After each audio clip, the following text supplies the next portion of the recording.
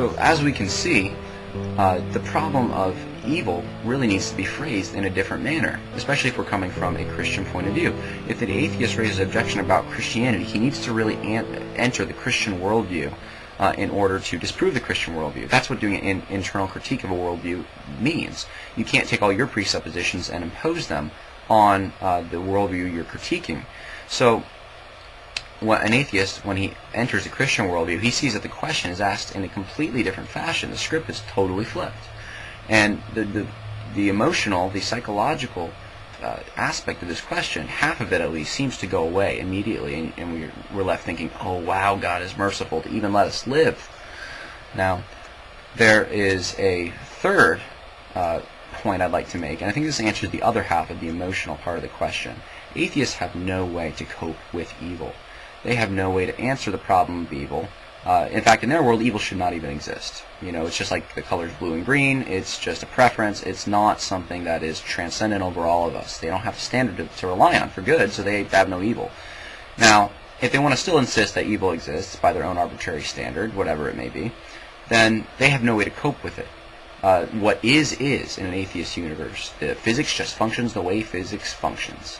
And we have no objection that we can raise to it. There is no justice after death. There is nothing to cling to in the midst of suffering. That's just the way it is. This may be logically viable for some of you.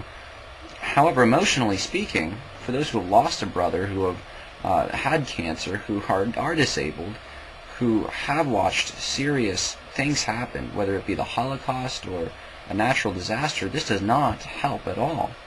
What does help is the person of Jesus Christ, who entered human history as a man, as God, and suffered the things that we have suffered to a much greater extent. In fact, in Hebrews it even talks about how Jesus can relate to our every infirmity because he experienced them himself on the cross, taking our punishment. John Lennox is going to talk to you now about the person of Jesus and how ultimately he is the answer to the problem of evil.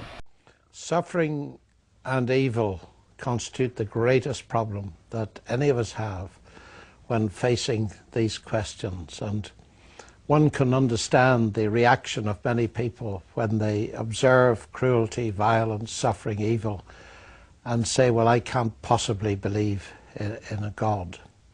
And I can understand that. I must say, as a Christian, it constitutes a major problem. And it would seem that in one sense atheism has solved the problem. That's just the way the universe is. It's surprising anything goes right. It's just basically amoral, blind, purposeless, and so on. Well, yes, there is a sense in which atheism does solve the intellectual problem. But we have to notice that it doesn't take away the suffering. That's the first thing. And secondly, we notice that it leaves no hope whatsoever. Now, of course, that may well be the situation, and we've got to face it. So the equation looks a bit like this. The atheist believes that the intellectual problem is solved. It just means there's no God, and then it makes sense, although it's horrific. For the Christian, who believes in God by definition, it constitutes a major problem.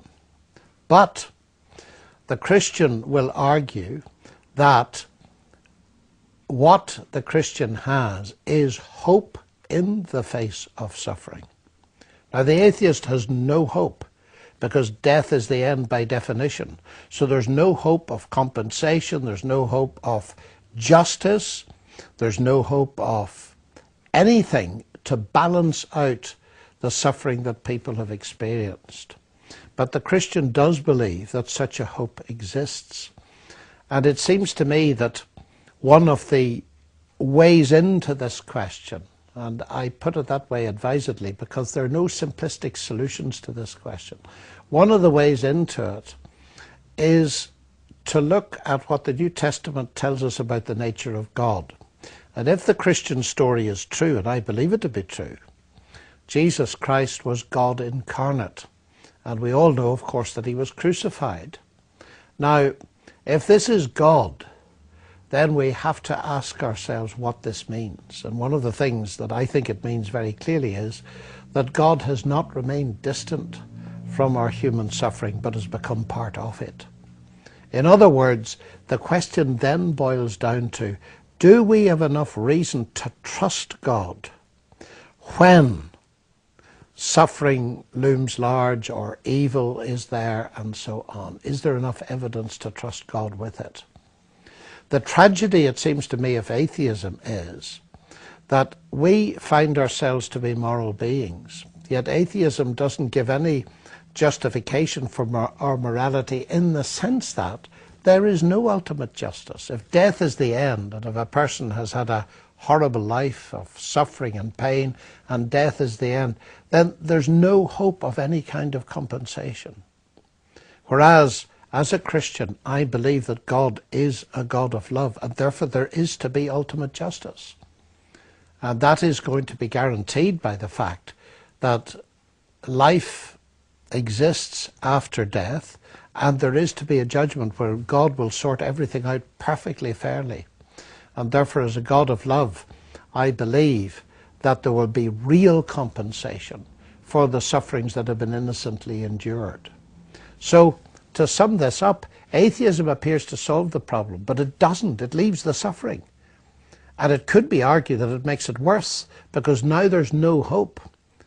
Very often human experience tells us that when we're in a situation where there is suffering and pain to be endured, if there's hope to be placed alongside it, it gives us some help to endure and face it. But if you remove all hope, as atheism does, then you have a very bleak universe indeed.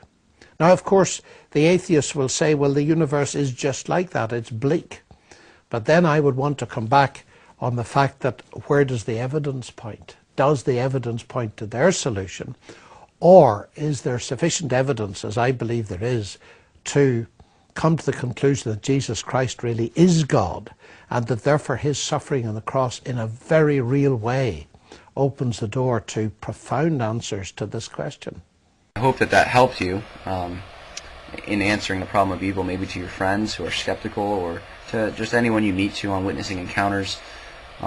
This is such an important topic, and it really, I believe, has a full answer and a rich answer in the Christian worldview. There are many other defenses that Christian apologists like to use. Go to my blog, check it out. I hope this is helpful to everyone, because it certainly was helpful for me. So have a good week. God bless.